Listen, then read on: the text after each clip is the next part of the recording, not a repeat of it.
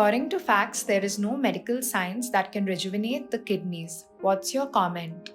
One should not think that once there is a kidney failure, there is no science to regenerate the kidney.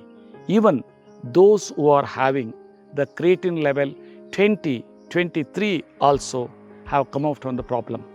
And sometime some patients will see that 50% of the creatinine will get reduced within 15 to 30 days.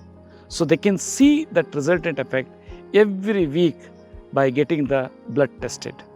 So such a way our body is having the capacity to regenerate and regenerate the cells through this new Ayurveda. When is dialysis required? My principle is when the patient do not have 3 problems at a time. That is, hemoglobin level should not be less than 7.